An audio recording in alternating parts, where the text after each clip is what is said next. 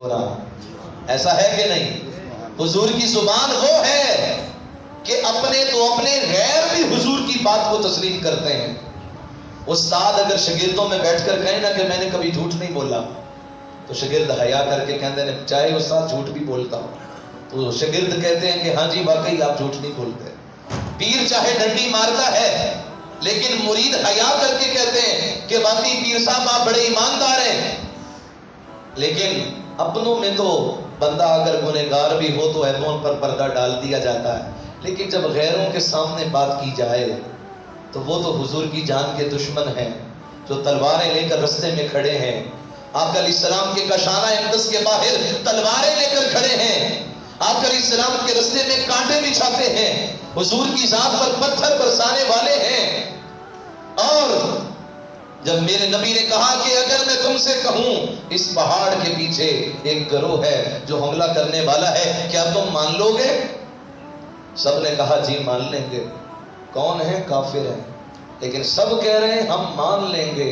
آپ کی زبان پر اتنا یقین ہے کیونکہ وہ کافر ہیں، ہے تو کافر لیکن میرے نبی کو صادق بھی کہتے ہیں، امین بھی کہتے ہیں۔ یہ سچا ہے کہ حضور نے اپنا کردار سامنے رکھا، فرمایا میں نے زندگی کے 40 سال تمہارے درمیان گزارے، فقط لبثت فیکم عمرا، اگر تمہیں کوئی شک ہے تو میری زندگی میں کوئی عیب اگر تمہیں نظر آیا ہے وہ دکھاؤ، میں تمہیں اپنی زندگی کا ایک نمونہ تمہارے سامنے رکھتا ہوں۔ اگر میں تم سے کہوں ایک گروہ ہے جو حملہ کرنے والا ہے، مان لو گے؟ سب نے کہا ہاں۔ ایک بندہ آگے بڑھا، آگے بڑھ کر کہنے لگا اے محمد اگر وہ قافلہ ہماری آنکھوں کے سامنے ہو اور آپ کی زبان سے نکلے وہ قافلہ نہیں ہے، ہم کہیں گے ہماری آنکھیں دھوکہ کھا سکتی ہیں مگر محمد جھوٹ نہیں بول سکتا۔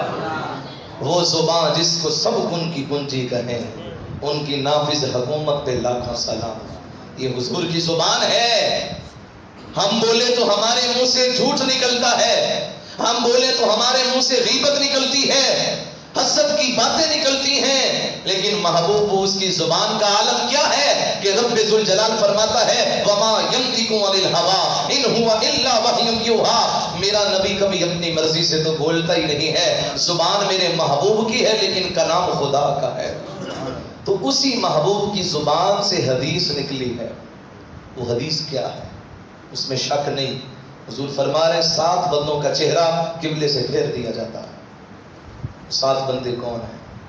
فرمایا شارب الخمر، اس کا ترجمہ سنیں کون؟ فرمایا شراب پینے والا، شراب پینے والا، نہ صرف شراب پینے والا، شراب پلانے والا، شراب بیچنے والا، شراب منتقل کرنے والا، ایک شہر سے دوسرے شہر لے کر جانے والا، شراب کا حساب و کتاب کرنے والا، سارے اس گناہ میں برابر کے شریک ہیں۔ حضور نے فرمایا شراب پینے والے کی اللہ 40 دن تک دعا قبول نہیں کرتا۔ جب ہم نے منہ کو ہی ناپاک کر دیا، دیکھا تو صحیح کہ ہم جب ماں کے پیٹ میں تھے تو اللہ پاک نے اس بچے کو ہمیں کس طرح سے خوراک دی، منہ کے ذریعے سے نہیں دی، ناف کے ذریعے سے دی۔ ماں کی ناف کا تعلق بچے کی ناف کے ساتھ جوڑ دیا گیا، اور ماں کے جسم کا ناپاک خون جو پلید ہے، رجس ہے، اس کے ذریعے سے بچے کی تربیت اور پروان کو بچہ چڑھتا رہا۔ آخر کیا وجہ ہے؟ وہ مالک چاہتا تو منہ کے ذریعے سے بھی خوراک دے سکتا تھا، لیکن وہ بتا رہا ہے بندے ذرا دیکھ تو صحیح میرا تجھ پر کتنا فضل ہے، کتنا انعام ہے، اے بندے ذرا اپنے معاملات کی طرف توجہ کر، کبھی دیکھ جب تو ماں کے پیٹ میں تھا، جب تو ماں کے بطن میں تھا، جب تو بھی دنیا میں نہیں آیا تھا تو تیری تربیت تیری پرورش کیسے ہوئی؟ میں نے ناف کے ذریعے سے تجھے خوراک دی، چاہتا تو منہ کے ذریعے سے دے سکتا تھا، فقط اس لیے کیونکہ خون ناپاک ہے، رجس ہے، پلید ہے، میں نہیں چاہتا، کیونکہ اس بندے نے دنیا میں آ کر اگر میں منہ کے ذریعے سے دیتا وہ ناپاک خون منہ میں چلا جاتا اور میرے بندے کی زبان ناپاک ہو جاتی، منہ ناپاک ہو جاتا، کیونکہ اسی منہ کے ساتھ دنیا میں آ کر اس نے میرا بھی ذکر کرنا ہے، میرے محبوب کا ذکر بھی کرنا ہے۔ اس واسطے اللہ نے ناف کے ذریعے سے بندے کو خوراک دی۔ جس رب نے ماں کے پیٹ میں بھی ہمارے منہ کو ناپاک نہیں ہونے دیا، یہ بندہ کتنا غافل ہے کہ شراب پی کر منہ کو ناپاک کرتا ہے، نشہ کر کے منہ کو ناپاک کرتا ہے، جھوٹ بول کر منہ کو ناپاک کرتا ہے، غیبت کر کے منہ کو ناپاک کرتا ہے۔ تو فرمایا کہ شراب پینے والا، شراب پلانے والا، شراب بیچنے والا، منتقل کرنے والا جب مر جائے گا، جب مرے گا تو اس کو کلمہ بھی نصیب نہیں ہوگا۔ قیامت کے دن جب رب کی بارگاہ میں آئے گا، اس کا چہرہ سیاہ ہوگا، کالے رنگ کا چہرہ، اور فرمایا کہ جب تم اس کو قبر میں دفن کرو گے، تم تو اپنی طرف سے چہرہ اس کا قبلے کی طرف کرو گے، لیکن اس کا چہرہ پھیر دیا جائے گا۔ رب یہ بھی نہیں چاہتا کہ اس کا چہرہ میرے بیت اللہ کی طرف ہو۔ جو اپنے گھر کی طرف چہرہ کرنا گوارا نہیں کرتا، کیا قیامت کے دن وہ اس سے کلام کرے گا؟ کیا وہ حضور علیہ السلام کی شفاعت کا حقدار ٹھہرے گا؟ تو لہٰذا سامعین محترم، شراب پینے والے جو ہیں ان کا یہ حشر ہے۔ تو ہمیں دیکھنا ہے کہ کیا آیا کہ ہمارے اندر یہ خامی تو نہیں۔ اور شراب کیا ہے؟ شراب کس کو کہتے ہیں کہ جو پی کر بندہ رشتے ناتوں کا جو اس کی سمجھ بوجھ ہے انسان کی عقل سے ماورا ہو جائے، اس کو یہ نہ سمجھ لگے میری ماں کون ہے، میری بہن کون ہے، میرے محرم رشتے کون سے ہیں، میرے نامحرم رشتے کون سے ہیں، اس کی عقل پر پردہ پڑ جائے۔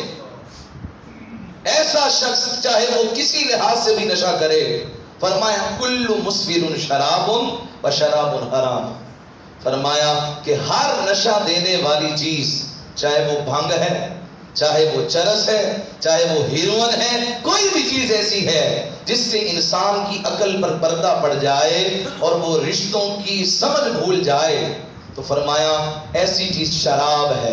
وہ کیا ہے؟ شراب ہے، اور شراب اللہ نے حرام کی ہے۔ انما الخمر والمیسر والانصاب والازلام رجس من عمل الشیطان، اللہ فرماتا ہے بے شک شراب، جوا، پانسے کے تیر، فرمایا یہ سب عمل کون سے ہیں؟ فرمایا یہ شیطانی عمل ہیں۔ شیطان یہ چاہتا ہے کہ وہ شراب کے ذریعے سے تمہارے درمیان لڑائی اور جھگڑا کروا دے، لیکن اللہ چاہتا ہے کہ تم اس سے دور رہو۔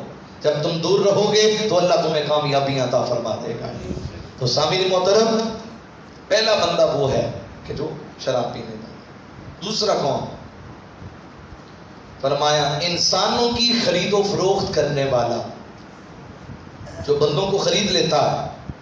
اب دیکھیں ہمارے ہاں یہاں اب رسم و رواج چل چکا ہے، پہلے تو دور جاہلیت میں ہوتا تھا، غلاموں کو خرید لیا پھر بیچ دیا، ادھر سے خریدا پھر مہنگے داموں بیچ دیا۔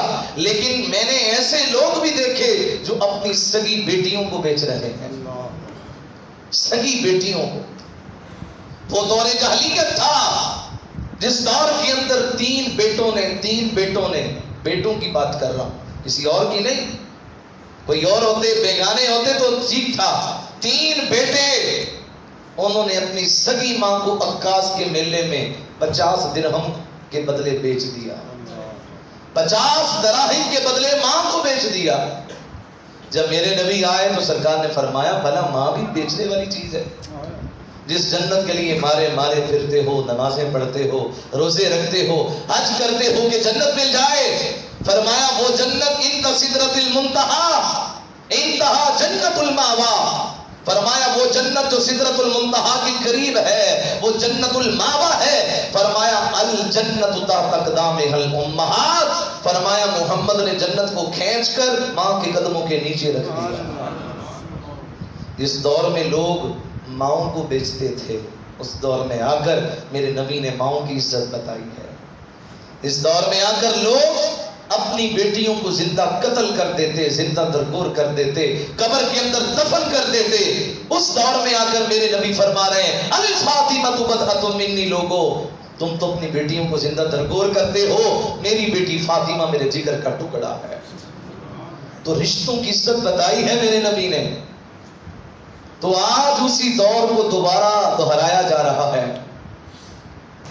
لہذا جس طرح میرے نبی نے بیٹی کی عزت بتائی ہے، ماں کی عزت بتائی ہے، بیوی کی عزت بتائی ہے، اسی نمونے کو سامنے رکھ کر رشتوں کو دیکھیں۔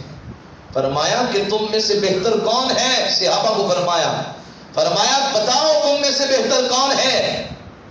بہتر ہمارے نزدیک تو وہ ہے نا کہ جس کے پاس پیسہ ہے، اچھی گاڑی ہے، اچھا گھر ہے، وہ بہتر ہے؟ نہیں، ہم تو سمجھتے ہیں کہ جس کی باہر کی دنیا میں دوستوں میں بڑی واہ ہے، جس کی مجلس کے اندر بڑی واہ ہے، جس کی اٹھک بیٹھک کے اندر بڑی واہ ہے، فرمایا نہیں، وہ بہتر نہیں ہے، بہتر وہ ہے کہ جو اپنے گھر والوں کے لیے بہتر ہے۔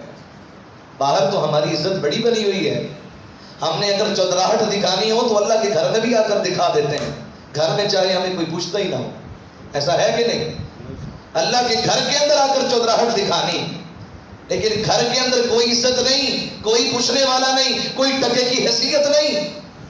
فرمایا بہتر کون ہے؟ الا انبئکم بخیارکم، میں تمہیں بتاتا ہوں سب سے بہتر کون ہے؟ جس کے گھر والے اس کی عزت کریں وہ بہتر ہے، جس کی بیوی اس کی عزت کرے، جس کی اولاد اس کی عزت کرے وہ بہتر ہے، جس کے والدین اس سے راضی ہوں وہ بہتر ہے۔ یہ 3 مرتبہ میرے نبی نے فرمایا، اور فرمایا وَأَنَا خَيْرُكُمْ خَيْرُكُمْ خَيْرُكُمْ لِأَهْلِهِ، فرمایا تم میں سے سب سے بہتر میں محمد ہوں۔ اس کو اللہ نے سب سے زیادہ عزت عطا فرمائی ہے۔ تو دیکھیں کس طرح میرے نبی نے دنیا کے سامنے ایک چھوٹے سے جملے کے اندر سمندر کو کوزے میں بند کر دیا۔ تو سامعین محترم، آقا علیہ السلام کا یہ فرمان انسانوں کی خرید و فروخت کرنے والا، فرمایا کہ جب تم اس کو قبر میں دفن کرتے ہو تو اس کا چہرہ بھی قبلے سے پھیر دیا جاتا ہے۔ تیسرا بندہ کون ہے؟ فرمایا جھوٹی گواہی دینے والا۔ آقا علیہ السلام نے فرمایا میں تمہیں بڑے بڑے گناہ کے بارے میں نہ بتاؤں؟ جی ہاں رسول اللہ۔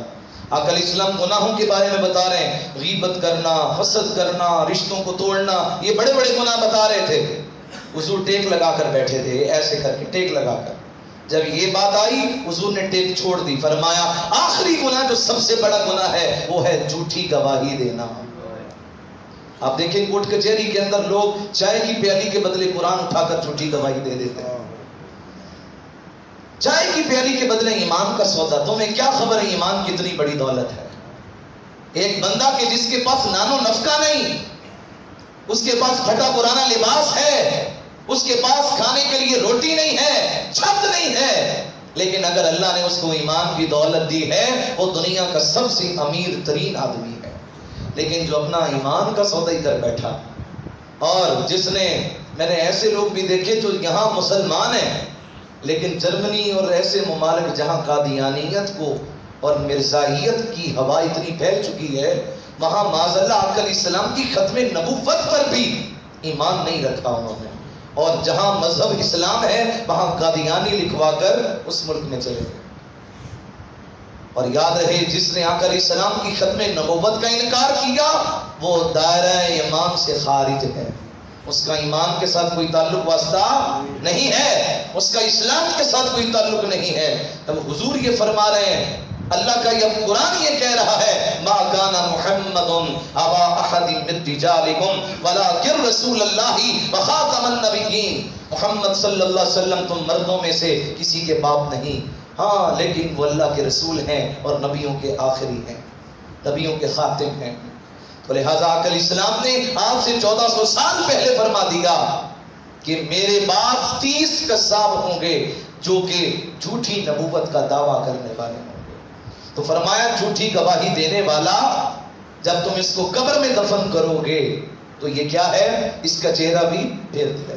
آپ کا چاہے کتنا ہی تعلق کیوں نہ ہو کسی کے ساتھ، چاہے خون کا تعلق کیوں نہ ہو، چاہے وہ آپ کا سگا بھائی کیوں نہ ہو، آپ کا رشتہ داری کیوں نہ ہو، لیکن جو حق ہے وہ حق ہے، کبھی حق کو پیچھے نہ چھوڑے، ہمیشہ حق کا ساتھ دیں۔ قرآن پاک نے کہا اتقوا اللہ، اللہ سے ڈرو، وکونوا مع الصادقین، اور سچوں کا ساتھ دو۔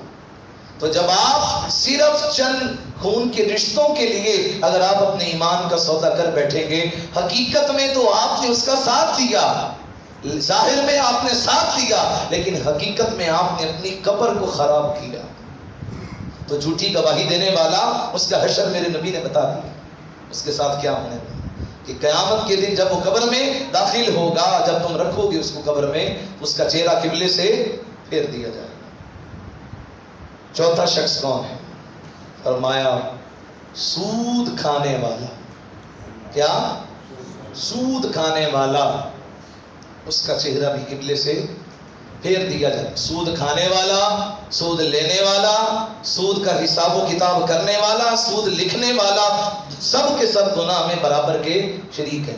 اللہ پاک نے قرآن پاک کے اندر اس کے ساتھ اعلان جنگ کیا ہے۔ کیا رب کا کوئی مقابلہ کر سکتا ہے؟ بولیے، اللہ کے ساتھ کوئی مقابلہ کر سکتا ہے؟ اس کی تو چھوٹی چھوٹی فوج، یہ جو اتنا سا پرندہ ہے، یہ میری طرف دیکھیں، اتنا سا پرندہ ہے جس کو ابابیل کہا جاتا ہے، تو جو اتنا سا پرندہ ہے اس کے منہ میں کتنی کنکری آتی ہوگی؟ وہ چھوٹا سا پرندہ ہاتھیوں کا مقابلہ کر رہا ہے۔ مالک فرما رہا ہے الم تر کیف فعل ربک باصحاب الفیل، حبیب آپ نے دیکھا نہیں ہم نے ہاتھی والوں کے ساتھ کیا سلوک کیا؟ وہ تو عبرت کے لیے بتا رہا ہے، جس کی اتنی چھوٹی سی فوج کا مقابلہ نہیں ہو سکتا، کیا وہ رب کا مقابلہ کر سکتا ہے؟ رب فرماتا ہے سود لینے والا، کھانے والا، اس کے ساتھ میں خدا ہو کر اعلان جنگ کرتا ہوں۔ دو بندوں کے ساتھ اللہ نے اعلان جنگ کیا ہے۔ کتنے؟ سارے بولیں کتنے؟ دو بندے۔ آپ یاد رہے نا سب؟ اللہ تعالیٰ آپ کو سلامت رکھے۔ دو بندوں کے ساتھ اللہ نے اعلان جنگ کیا ہے، ایک وہ جو سود کھانے والا ہے، اور دوسرا بندہ وہ ہے کہ جس نے اللہ کے ولیوں کے ساتھ دشمنی رکھی ہے۔ آج کس طرح ڈٹائی کے ساتھ اللہ کے ولیوں کی بے ادبی کی جا رہی ہے، معاذ اللہ۔ کس طرح ٹی وی چینلوں پر اور سوشل میڈیا پر آ کر لوگوں کے ذہنوں کے اندر ایسی خلشیں ڈالی جا رہی ہیں، اور معاذ اللہ ولیوں کی کرامات کا انکار کیا جا رہا ہے، اور کہا جاتا ہے ایسا کیسے ہو سکتا ہے؟ میں کہتا ہوں کرامت ہوتی وہ ہے جو عقل میں نہ آئے، اور جو عقل میں آ جائے وہ کرامت ہو نہیں سکتی۔ وہ کرامت ہے جو کسی ولی سے سرزد ہو، اور وہ معجزہ ہے جو کسی نبی سے سرزد ہو۔ تو لہٰذا اللہ کے ولیوں کا احترام کریں۔ آج دنیا وہاں کیوں جا رہی ہے؟ داتا علی حجویری کی بارگاہ میں۔ آج دنیا بابا فرید الدین کو سلام کرنے کیوں جا رہی ہے؟ آج دنیا معین الدین چشتی کی بارگاہ میں کیوں جا رہی ہے؟ حقیقت میں آقا علیہ السلام کا فرمان ہے، جب اللہ کو کسی بندے سے پیار ہوتا ہے، اللہ سب سے پہلے جبریل سے فرماتا ہے جبریل مجھے فلاں بندے سے پیار ہو گیا، تو بھی اس سے پیار فرما، تو بھی پیار کر۔ بھئی میں پابند ہوں، آپ کسی سے پیار کریں تو آپ مجھے کہیں قاری صاحب میں فلاں سے پیار کرتا ہوں، آپ بھی پیار کریں، تو میں کہوں گا بھئی میں نے ٹھیکہ تو نہیں لیا، جتنا تو پیار کرنا ہے میں بھی پیار کراں، ایسے تو نہیں کوئی اصول۔ لیکن مالک فرماتا ہے اے جبریل میں اس سے پیار کرتا ہوں، تو بھی پیار کر۔ جبریل کہتا ہے مالک میں نے پیار کرنے لگ گیا، اب کیا کروں؟ فرمایا آپ جتنے فرشتے ہیں ان سب کے دلوں میں اس بندے کی محبت ڈال دیں۔ اللہ کے تمام ملائکہ اس بندے سے محبت کرتے ہیں، مالک فرشتے بھی محبت کرنے لگ گئے ہیں، میں بھی کرنے لگ گیا۔ فرمایا زمین والوں کے پاس چلے جاؤ، جتنے میرے بندے ہیں، مسلمان ہیں، کلمہ پڑھنے والے ہیں، میرے نبی کے غلام ہیں، امتی ہیں، ان کے دلوں کے اندر بھی میرے ولی کی محبت کو ڈال دیا جائے۔ تو لہٰذا ہمارے دل کے اندر اگر داتا علی حجویری کی محبت ہے، یہ شرک و بدعت نہیں ہے اللہ کے ولی کے ساتھ محبت کرنا، یہ کیا ہے؟ یہ خود اللہ کی سنت مبارکہ ہے۔ یہ کہا جاتا ہے کہ یہ تم نے مزار بنا دیے، یہ بڑے بڑے، یہ تو شرک و بدعت ہے، یہ آج کی پیداوار ہے۔ یاد رہے، آپ اٹھا کر دیکھیں تاریخ کو، 1924 سے پہلے جنت البقیع کے اندر امام زین العابدین کا روضہ بھی تھا، حضرت عثمان غنی کا مزار بھی تھا، حضرت بی بی فاطمہ کا مزار بھی تھا، حضرت سیدہ عائشہ صدیقہ کا مزار بھی تھا، امہات المومنین نبی کی بیویوں کا، ازواج کا، سب کے مزارات بنے تھے۔ اور وہ آل سعود جب سے آئی، انہوں نے معاذ اللہ جنت البقیع میں بلڈوزر پھیر کر سارے مزار گرا دیے، اور حتیٰ کہ یہاں تک بھی آئے روضہ رسول کو گرانے کے لیے۔ سلطنت عثمانیہ کا جب خاتمہ ہوا تو ایگریمنٹ کیا گیا، وہ محمد بن عبد الوہاب نجدی جو یہاں آیا آل سعود کے پاس، اور یاد رہے کہ یہ آل سعود، اس سے پہلے سعودی عرب کا نام تو اب پڑا ہے نا، اس سے پہلے سعودی عرب نہیں تھا، یہ عرب شریف تھا اس کا نام، یہ آل سعود کے نام پر اس کو سعودی عرب کہا جاتا ہے۔ 1924 سے پہلے عرب شریف اس کا نام تھا، بلکہ حجاز مقدس اس کو کہا جاتا تھا۔ تو ایک ایگریمنٹ ہوا محمد بن عبد الوہاب نجدی کے اور آل سعود کے درمیان، کہا حکومت تمہاری ہوگی لیکن عقیدہ ہمارا چلے گا۔ تو 1924 سے پہلے سارے وہاں پر اہل سنت تھے، وہاں پر سارے حضور علیہ السلام سے محبت کرنے والے اور سارے ولیوں سے محبت کرنے والے، سارے مزارات کے قائل تھے وہاں پر۔ آپ تاریخ اٹھا کر دیکھیں، آپ تاریخ کا انکار نہیں کر سکتے۔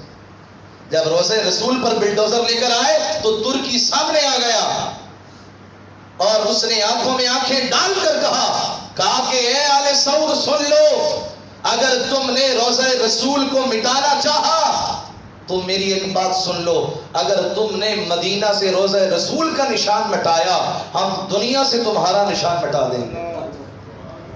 تو یہ ترکی کے کہنے پر، کیونکہ انہوں نے بڑے عشق کے ساتھ محبت کے ساتھ روضہ رسول کی تعمیر کی ہے۔ آپ تاریخ پڑھ کر دیکھیں کتنی محبت کے ساتھ انہوں نے بنایا۔ جب مسجد نبی کی تعمیر ہوئی، جو پہلا نقشہ تھا، اس کی ایک ایک اینٹ پر ایک ایک مرتبہ قرآن پاک حفظ مکمل ہوا ہے، ایک ایک اینٹ پر۔ اور جو وہاں پر لکڑی کے کتبے لگے ہیں، لکڑی کے روضہ رسول جو آپ سبز رنگ کا گنبد دیکھتے ہیں، یہ لکڑی ہے۔ یہ کیا ہے؟ لکڑی کے یہ کتبے، اس کی ٹائلیں بنا کر لگائی گئی، اور یہ کوئی عام لکڑی نہیں ہے، خاص درخت جب اس کی کومپل کو بیج لگایا گیا مٹی میں، اس جب تک وہ تنا بنا پھر درخت بنا، اس کی لکڑی تیار ہوئی، تب تک بیج سے لے کر درخت بننے تک اس کو عام پانی نہیں بلکہ آب زمزم کا پانی دے کر تیار کیا گیا۔ اتنی عشق اور محبت کے ساتھ انہوں نے بنایا۔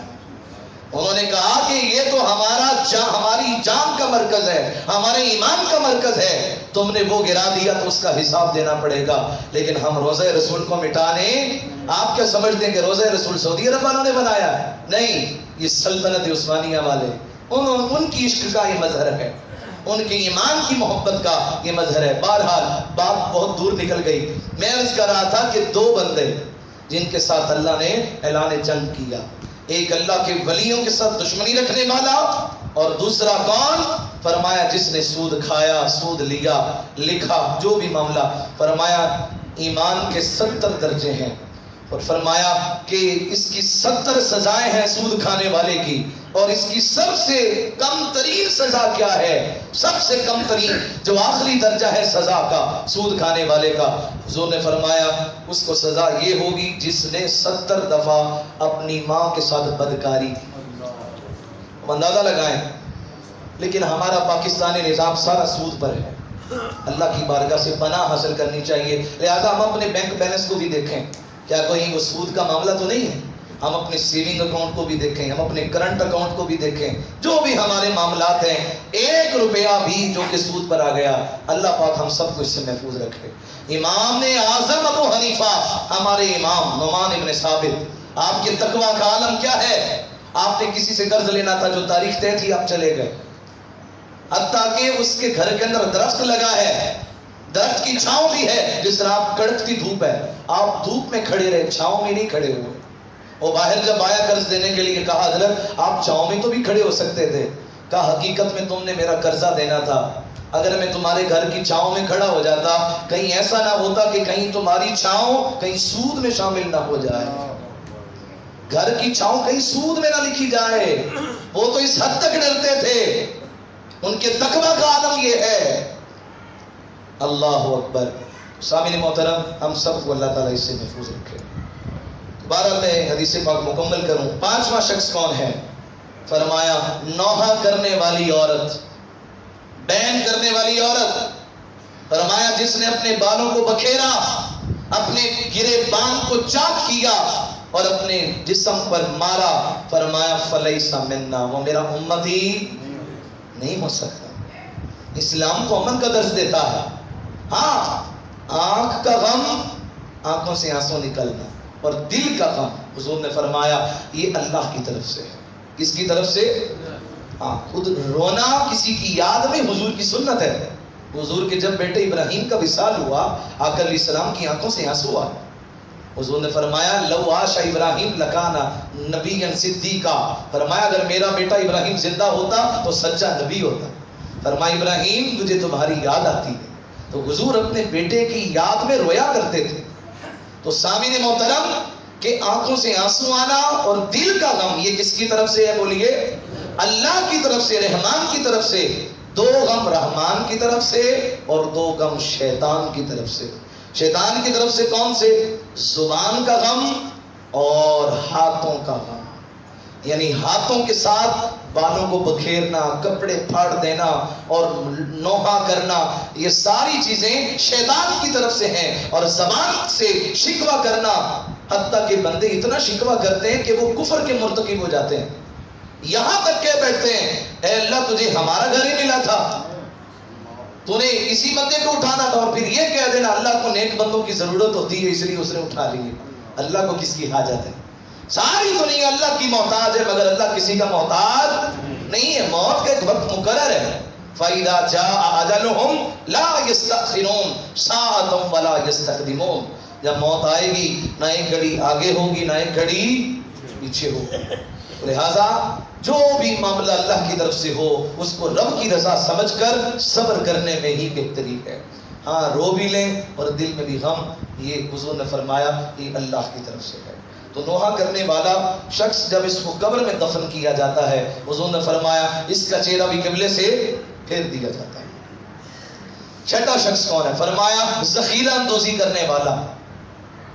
اب چونکہ فصلوں کے موسم ہے، گندم ہم نے بھی رکھی ہوگی، یقیناً گھروں کے اندر بھی ریٹ بڑھ جائے تو پھر بیچیں گے، بلکہ مجھے بھی مشورے دینے والے کافی لوگ ہوتے ہیں کہ قاری صاحب تو ہم کڑک ہوگی جی رکھ دئیے ریٹ بڑھ رہا ہے، ایسا ہے نا؟ ہمارے اندر بھی وہ جو ہے وہ ذہن کے اندر، اس سے پہلے ایک حدیث پاک سن لیں۔ حضور نے فرمایا جس نے 40 دن تک کسی چیز کو ذخیرہ کیا، ایک حد لگا دی ہے، کتنے دن؟ 40 دن جس نے کسی چیز کو ذخیرہ کیا، فرمایا قیامت کے دن اللہ اس کو 40,000 سال جہنم کی آگ میں جلائے گا۔ تم 2 ٹکوں کی خاطر ذخیرہ اندوزی کرتے ہو، حضور کی حدیث کو دیکھو، اپنے ایمان کی فکر کرو۔ فرمایا ذخیرہ اندوزی کرنے والا جب قبر میں دفن کرو گے اس کا چہرہ بھی پھیر دیا جائے۔ لہذا 40 دن تک کی ایک لمٹ آپ کو دے دی گئی ہے، اس سے پہلے اگر کسی کے پاس ہے تو وہ بیچ دیا جائے۔ تو 7واں اور آخری شخص، فرمایا 7واں بندہ وہ ہے جو نماز پڑھتا ہے لیکن جماعت سے نہیں پڑھتا۔ ہاں بھی نماز ہو گئی ہے، جماعت بھی ہو گئی، وقت بھی ہے، پڑھ لیں گے، نماز ظہر کا وقت ہے 2 بجے، لیکن وہ کہتا ہے بھائی 5 بجے تک بہت ٹائم پڑا ہے، پڑھ لیں گے، وہ اپنی نیند پوری کرتا۔ حتیٰ کہ حدیث پاک میں تو آتا ہے جب ہم صبح کی اذان پڑھتے ہیں وہ کیا ہے؟ الصلاۃ خیر من النوم، نماز نیند سے بہتر ہے۔ کیا پتہ نیند میں تمہاری موت آ جائے، تو اس کا حساب دینا پڑے گا یا نہیں دینا پڑے گا؟ تو لہٰذا نیند سے پہلے آپ کو چاہیے کہ آپ جو فرض نماز ہے اس کو جماعت کے ساتھ کوشش کریں کہ مسجد کے اندر آ کر ادا کریں۔ اور تکبیر تحریمہ سے رہنا اتنا بڑا گناہ ہے۔ تکبیر تحریمہ، تکبیر اولا جس کو پہلی تکبیر کہا جاتا ہے جو کہ نماز میں فرض ہے، اس کا مقام کیا ہے حدیث پاک میں؟ آئیے آپ کو ایک واقعہ بتاؤں۔ اللہ اکبر، حضرت سیدنا ابو بکر صدیق رضی اللہ تعالیٰ، ان کا 100 دیسی گھی کے لدے ہوئے اونٹ چوری ہو گئے۔ ہمارے یہاں بھی کسی کا نقصان ہو جائے تو ہم افسوس کے لیے چلے جاتے ہیں، بھئی تمہاری چوری ہو گئی، گھر کا نقصان ہو گیا، بڑا افسوس ہوا، اللہ پاک تمہارے پر فضل کرے، دعا دے کر آتے ہیں۔ حضرت ابو بکر کا نقصان ہوا، لوگ آ گئے افسوس کرنے کے لیے، آقا علیہ السلام بھی تشریف لے گئے۔ حضور نے فرمایا صرف ایک بات بتانے کے لیے، ورنہ حضور کو تو خبر تھی۔ حضور فرمانے لگے ابو بکر یہ لوگ کیوں آ رہے ہیں؟ یا رسول اللہ میرے 100 دیسی گھی کے لدے ہوئے اونٹ چوری ہو گئے، کیا آپ کو خبر نہیں؟ تو اب سنیے حضور کا جملہ کیا ہے، اس کو دل کے کانوں سے سنیے گا، سر کے کانوں سے نہیں، دل کے کانوں سے۔ حضرت ابو بکر کہنے لگے میرے 100 دیسی گھی کے لدے ہوئے اونٹ چوری ہو گئے۔ حضور نے کیا فرمایا؟ فرمایا میں تو سمجھا تھا کہ شاید تیری تکبیر تحریمہ رہ گئی اس لیے افسوس کے لیے آ رہا ہے، تو جماعت سے رہ گیا اس لیے افسوس کے لیے لوگ تیرے پاس آ رہے ہیں۔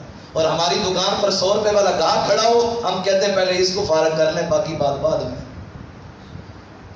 آقا اسلام نے فرمایا، اللہ یہ فرماتا ہے بندے اپنے آپ کو میرے لیے وقف کر دے تو میں تجھے غنی کر دوں گا، کسی کا تجھے محتاج نہیں کروں گا۔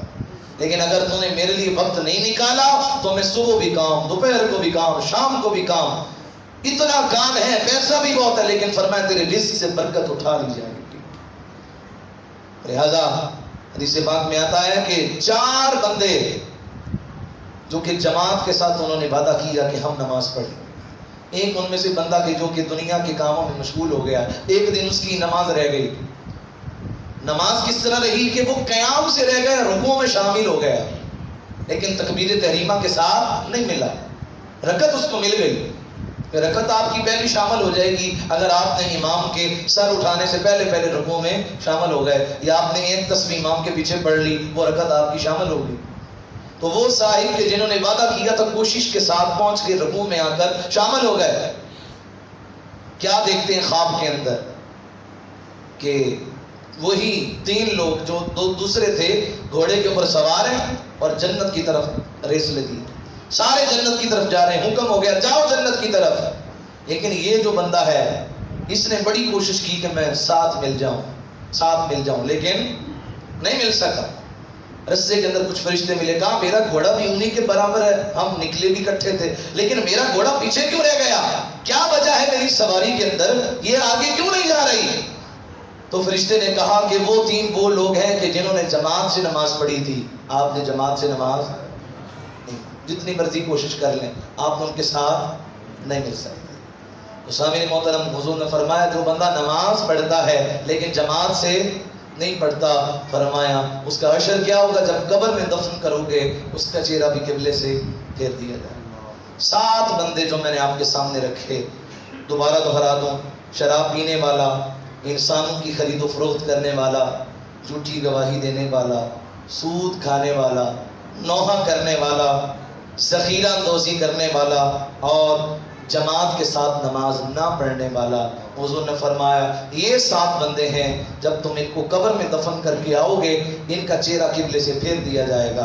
फरमाया अगर तुम्हें मेरी बात पर शक हो तो जाओ जाकर कब्रों को उखाड़ कर देख लो, अगर ऐसा ना हो तो आकर मैं मोहम्मद का गिरबान पकड़ लेना। तो हुजूर की जुबान से बात निकली हो, हमें देखना है क्या आया कि इन 7 बंदों में कहीं हमारा नाम तो शामिल नहीं, अगर है हमें जीते जी अल्लाह की बारगाह में तौबा करनी है, रुजू करना है। अल्लाह पाक हम सबको माफ़ करे और अमल की तौफीक अता करे। वमा अलैया।